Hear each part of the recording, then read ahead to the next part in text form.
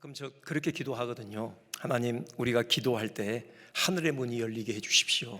네, 우리 정말 하늘의 문이 열리는 그런 역사 있는, 정말 우리 잊을 수 없는 그런 수요일 우리 예배 엎드린 기도에 됐으면 좋겠습니다. 우리 여호수아서를 읽는 중이죠. 모세의 뒤를 이어서 여호수아가 이제 이스라엘 리더로 세워졌습니다. 여호수아라는 그 이름 안에요, 여호수아가 감당해야 될 그 사명이 무엇인지가 분명하게 드러나 있죠. 여호수아, 혹시 무슨 뜻인지 아세요? 원래 이름이 호세아였죠. 그 호세아는 구원이라는 의미를 가지고 있거든요. 아마 모세가 여호수아로 이름 지어주지 않았나 싶어요. 여호수아는 앞에 야, 보통 뭐 엘리야 할 때 야요, 할렐루야 할 때 그 야가 들어갑니다. 그래서 여호와는 구원이시다, 그런 의미인 것이죠. 여호수아가 하는 일이 바로 이스라엘을 구원하는 일이다, 우리가 분명하게 알 수 있는데요. 사실 모세가 처음 이스라엘의 구원의 사역을 시작했죠. 애굽의 바로의 압제로부터 이스라엘을 건져냈어요. 사실 모세 이름도 구원과 관련되어 있어요.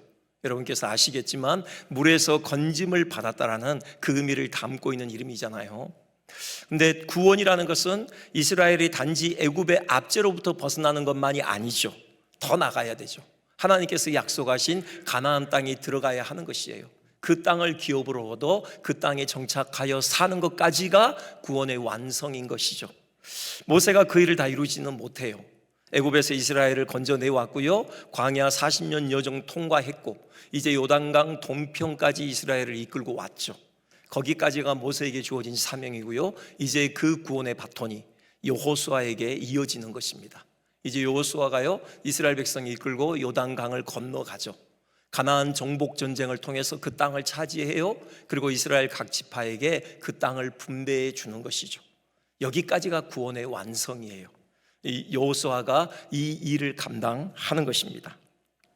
사실 여호수아서 전체가 그 구원의 과정을 그려내고 있어요. 네 단어로 사실 여호수아서를 정리하더라고요, 학자들이. 처음에 건너가라, 그리고 정복하라, 분배하라, 여호와를 섬기라, 이렇게 되어 있습니다. 그래서 1장부터 11장까지가 정복 전쟁에 관한 기사고요, 이제 12장부터 21장까지가 바로 각 이스라엘 각 지파에게 그 땅을 분배하는 그런 과정이 서술되어 있어요. 그리고 나머지는 여호수아의 고별 설교이죠. 주제는 여호와만 섬기라. 사실 이것이 하나님께서 이스라엘을 가나안 땅을 선물로 주셔서 그 땅에 정착해 하신 목적이죠. 그 땅에서 하나님을 섬기는 거죠. 여러분, 여호수아서를 읽다 보면요, 좀 답답한 면이 있어요. 왜냐하면 우리가 알지 못하는 지명들이 쭉 나열되어 있습니다. 땅을 분배하는 일이기 때문에 그 가나안, 그 본토에 자리한 성읍들의 이름이 막 나열되어 있어요. 사실 우리나라 지명도 우리가 다 알지 못하는데 사실 이 팔레스타인 그 당시의 지명을 어찌 우리가 다 이해하겠습니까? 어디가 어딘지 몰라서 그 성경을 읽어내려다 보면은 좀 답답한 면이 있는데요, 한번 이스라엘 사람의 심정이 되어져서 우리가 여호수아서를 좀 읽어봤으면 좋겠어요. 그들은 이 지명들을 많이 이해하고 있겠죠. 그리고 그들은 이 여호수아서를 읽어내려갈 때 그들 안에 감격이 북받쳤을 거예요. 한 800년 전쯤에 그들의 조상인 아브라함에게 하나님께서 약속하시잖아요. 가나안 땅을 기업으로 주시겠다고. 그 약속이 오롯이 성취된 것이거든요. 그 지명 하나하나마다 바로 아브라함에게 약속하신 그 하나님의 약속이 어떻게 신실하게 성취되어졌는지 그 하나님의 신실하심이 아로 새겨져 있는 것이에요. 그래서 우리가 좀 답답하더라도 우리 지명 하나하나 우리 좀 마음의 감격을 가지고 이스라엘 백성의 입장에서 좀 읽어내려갔으면 좋겠습니다. 거기서 하나님의 신실하심을 우리 발견했으면 좋겠어요. 여호수아가 출애굽으로부터 시작된 구원을 완성한다는 면에서 그는 우리의 참 구원자 되시는 예수 그리스도를 예표하고 있습니다. 이 면에서 흥미로운 사실이 하나 있는데요, 그 여호수아, 이건 히브리어잖아요. 아까 보셨죠? 근데 이제 이걸 헬라어로 번역한 성경이 70인경이죠. 거기에 여호수아가 헬라어로 어떻게 번역되어 있냐면은 예수스예요. 깨졌네요, 저게 지금. 예수스. 막 대문자로 돼 있고 그러네요. 네, 근데 우리말로는 예수, 그렇게 읽히죠. 바로 예수 그리스도, 예수님께 붙여진 그 히라보 호칭이 그대로 붙여져 있어요. 그래서 여호수아가 곧 예수로 바로 예표가 되고 있는 것이죠. 오늘 우리가 봉독한 본문은요, 이제 그 중에 이제 요단강을 건너가는 바로 그 장면이 기록된 본문입니다. 오늘 이 부분 보면서 또 우리에게 들려주시는 하나님의 말씀, 그 교훈 우리 가슴에 아로새기는 귀한 시간 됐으면 좋겠는데요. 먼저 이제 가나안 땅을 향하여서 본격적으로 진격해 들어가는 거죠. 1절 이렇게 돼 있어요. 여호수아가 아침에 일찍이 일어나서 그와 모든 이스라엘 자손들과 더불어 시딤에서 떠나 요단에 이르러, 이렇게 돼 있습니다. 시딤에서 요단으로 이동해 갔다라는 거죠. 그 이유가 뭡니까? 요단을 건너가기 위해서였던 거죠. 요단강을 건너 드디어 가나안 땅을 밟게 되는 것입니다. 가나안 땅을 향하여 진격해 들어가는 것이죠. 가나안 정복 전쟁이 본격적으로 시작되는 것입니다.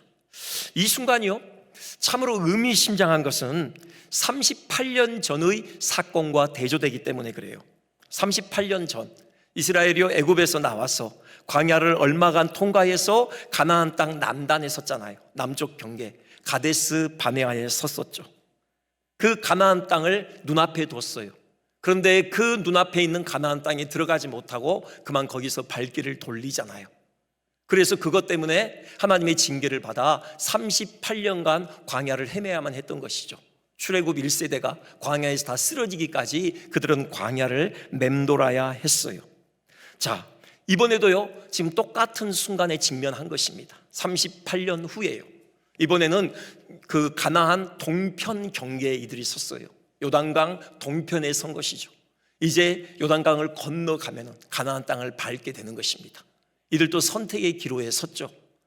38년 전 그들의 조상들처럼 그 가나안 땅을 눈앞에 두고 돌아서서 다시 오랜 시간 광야를 헤맬 것인가, 아니면은 그 말씀에 순종해서 가나안 땅으로 진격해 들어갈 것인가, 중요한 기로에 서 있어요. 이번에는 성공합니다. 승리해요. 하나님의 말씀에 순종하죠. 시딤에서 요단에 이르러 건너가기 전에 이렇게 1절이 시작해요. 드디어 가나안 땅을 향하여 이들이 진격해 들어가기 시작했던 것이죠. 이 대목에서 우리가 주목해 보고 싶은 것은요, 무엇이 이들로 하여금 가나안을 향하여 진격하게 했는가 하는 것이죠. 38년 전 가데스 바네아에서의 이스라엘, 38년 후 시딤에서의 이스라엘, 그들의 차이를 빚게 만드는 결정적인 요소가 무엇이었는가? 역시 정탐꾼의 보고입니다. 38년 전 가데스 바네아에서 정탐꾼들은 부정적인 보고를 했죠.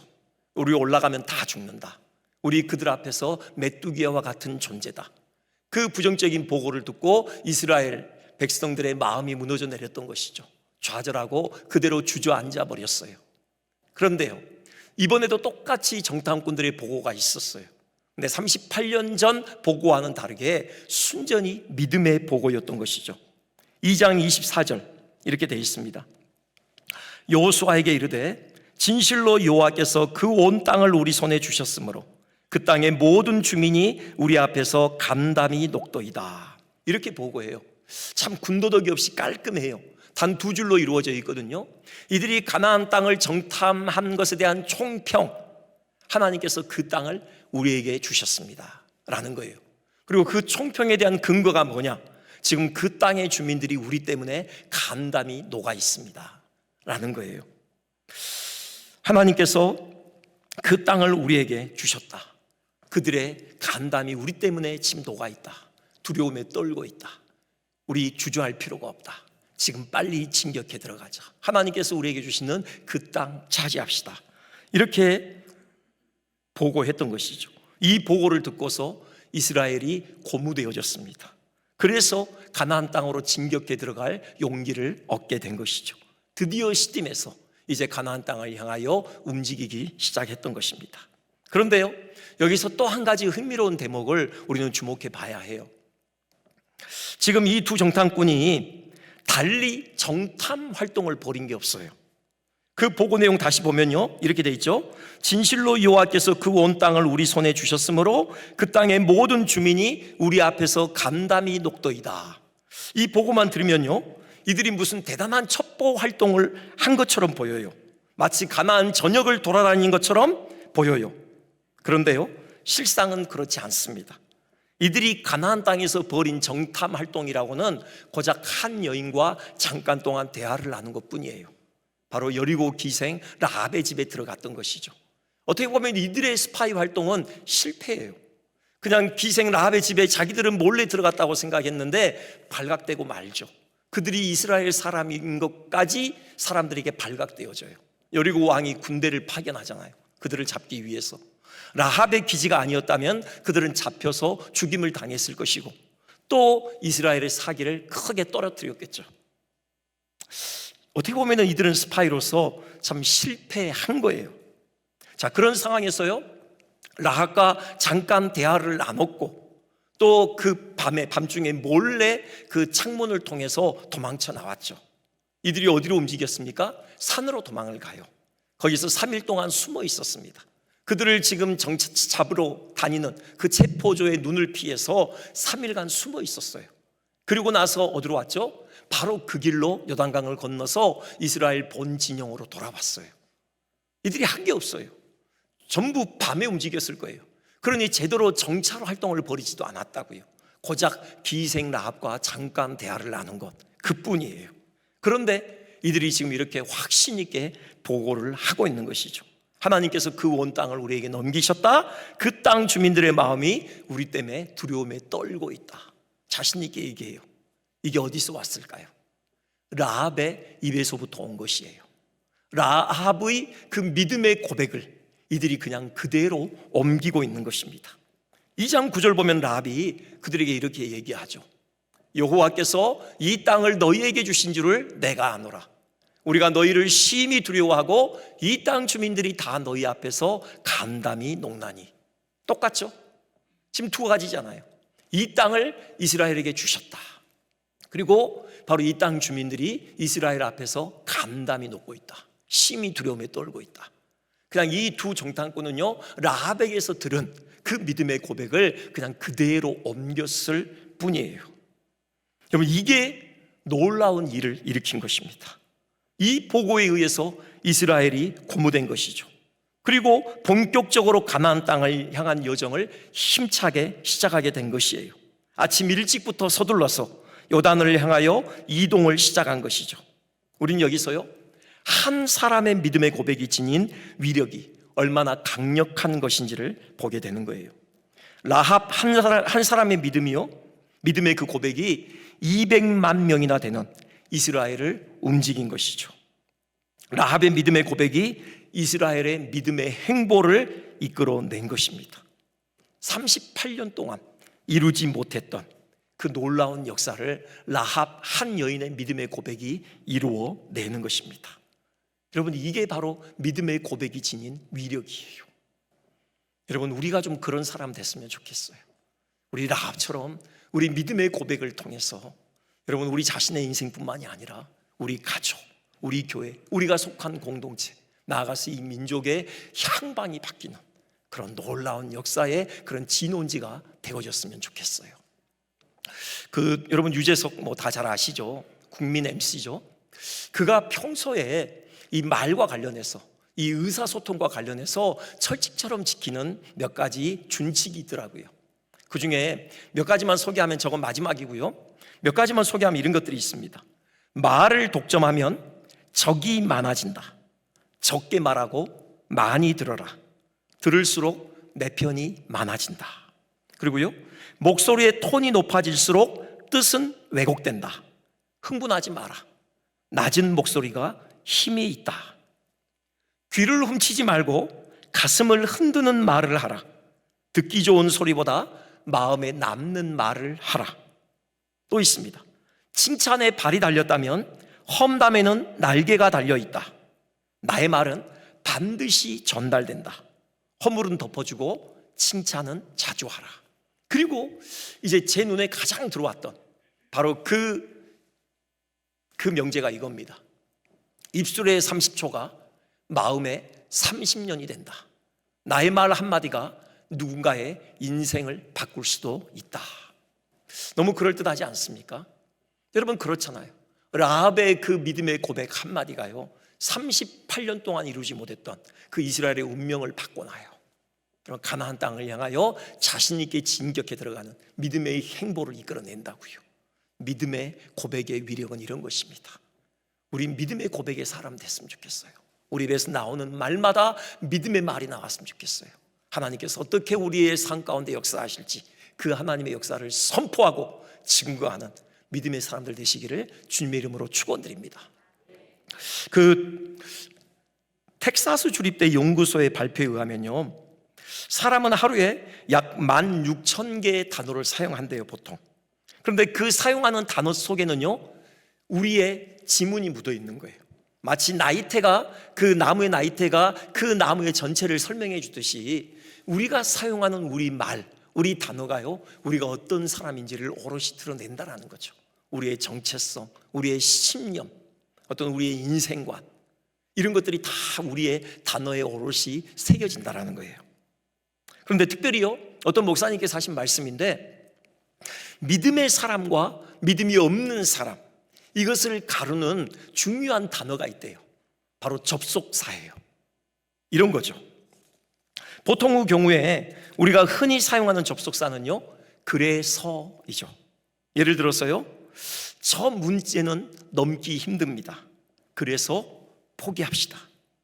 저 사람은 대하기가 힘들어요. 그래서 말 걸지 맙시다. 상황이 좋지 않아요. 그래서 미룹시다. 내 건강이 예전 같지 않습니다. 그래서 내려놓겠습니다.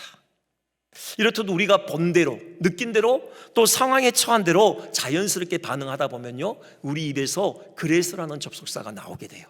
근데 여기에 믿음이 들어가면요, 믿음의 사람은 이 접속사가 바뀝니다. 그래서에서요, 그러나로 바뀌어요. 저 문제는 넘기 힘듭니다. 그러나 한번 해봅시다. 하나님 눈에는 문제도 아니지 않겠습니까? 저 사람은 대하기 힘들어요. 그러나 한번 말 걸어봅시다. 저 사람도 하나님께서 사랑하시지 않습니까? 상황이 좋지 않습니다. 그러나 뚫고 나가봅시다. 하나님께서 살아계시지 않습니까?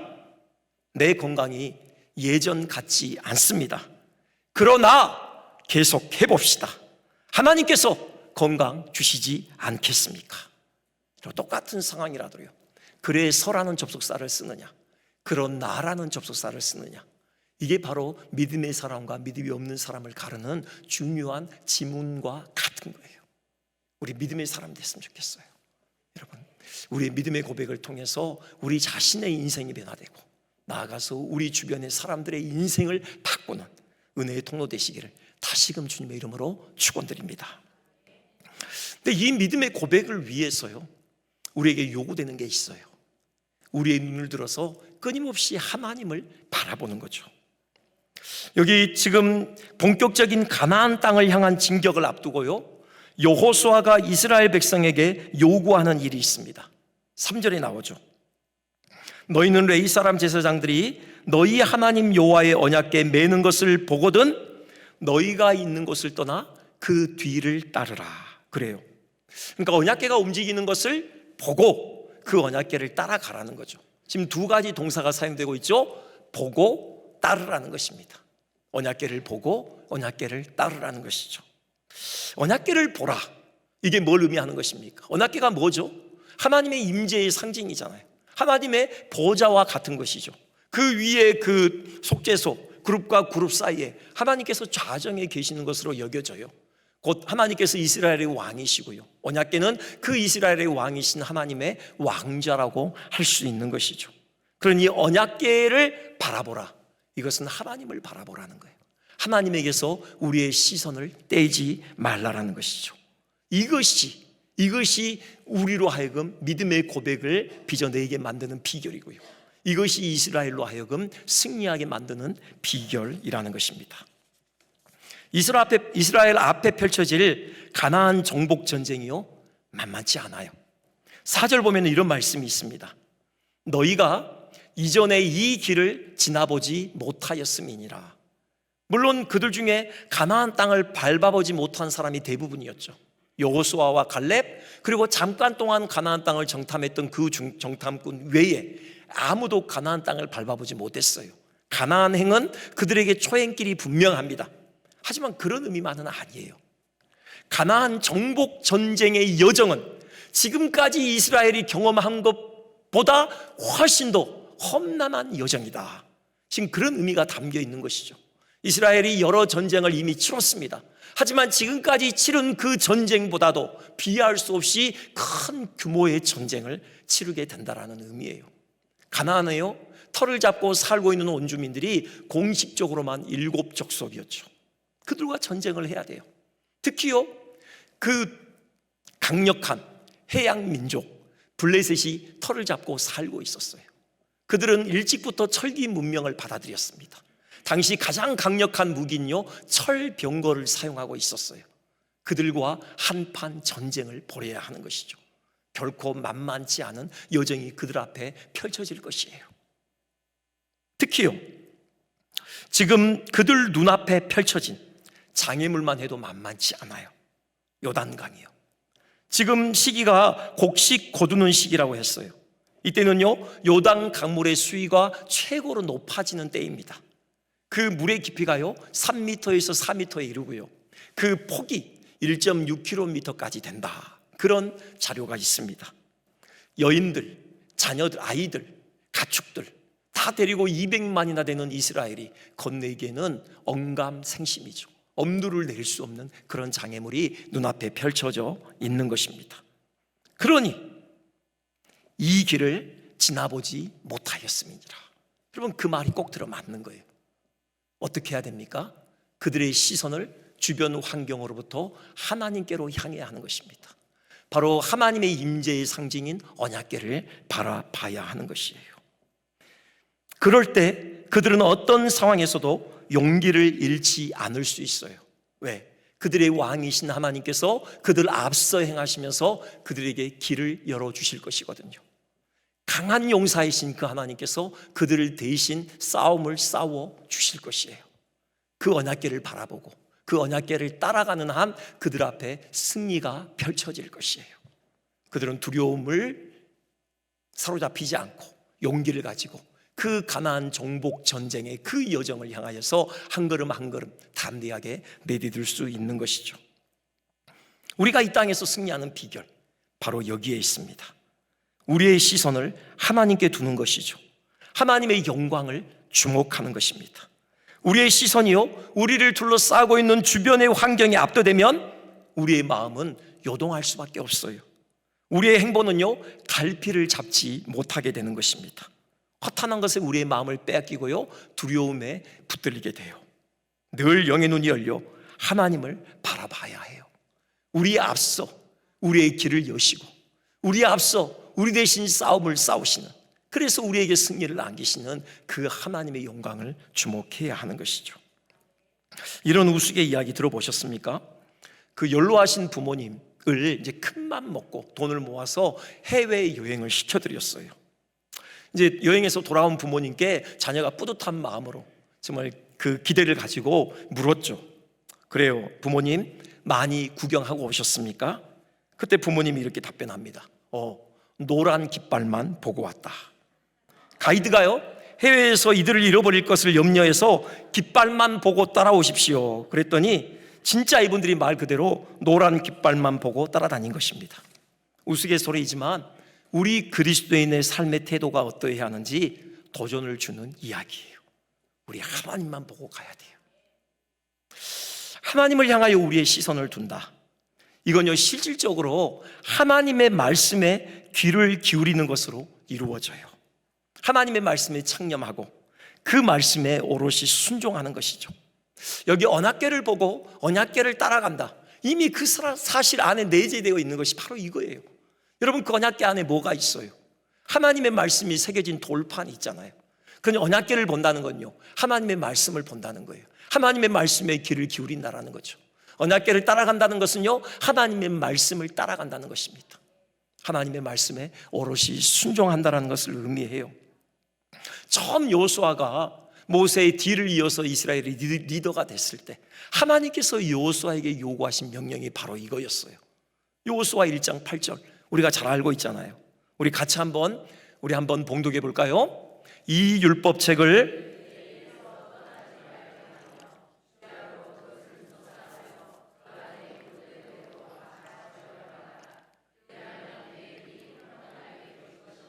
내가 형통하리라. 아멘. 하나님의 말씀을 내 입에서 떠나게 하지 말라. 네 마음에 묵상하고 가슴에 새기고 그 말씀을 지켜 행하라. 이것이 형통함의 비결이라 말씀하셔요. 여호수아에게 있어서 형통함의 구체적인 실상이 뭡니까? 그에게 맡겨진 그 책무죠. 이스라엘 백성이 이끌고요, 요단강 건너가서 가나안 정복 전쟁을 치르는 것입니다.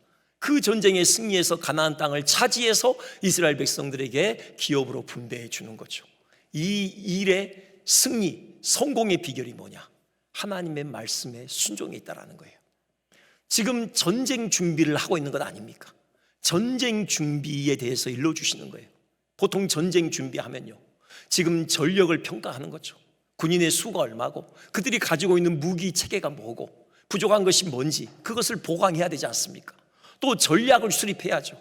총력전을 치를 건지 게릴라전을 치를 건지 어떤 루트를 통해서 침공할 건지 그런 전략 수립이 필요해요. 이게 바로 전쟁 준비 아닙니까? 네, 하나님께서는요, 전쟁 준비의 최고의 모습을 보여줘요. 그게 뭐냐? 군사적인 게 아니라는 거예요. 하나님의 말씀을 지키는 거라는 겁니다. 하나님의 말씀을 마음에 새기고 그 입술에서 떠나지 않게 하고 그 말씀에 오롯이 순종하는 것, 이것이 최고의 전쟁 준비라는 것이에요. 그것이 당면한 전쟁에 승리하는 최고의 비결이다. 우리 주님 분명하게 우리에게 들려주십니다. 특히요, 여기 4절 앞부분 보면은 이렇게 되어 있죠. 그러나 너희와 그 사이 거리가 2000규빗쯤 되게 하고 그것에 가까이 하지는 말라. 그래요. 여기 2000규빗은 한 900m 정도 되는 거거든요. 그러니 언약궤를 보고 따라가되 가까이 하지는 말라. 적당히 거리를 돌아. 이게 뭘 의미하는 거겠습니까? 너무 가까이 하면요, 자칫 언약궤보다 앞서 행할 가능성이 있다는 거죠. 그러니요, 하나님보다 앞서지 말라는 얘기입니다. 말씀보다 앞서지 말라라는 의미예요.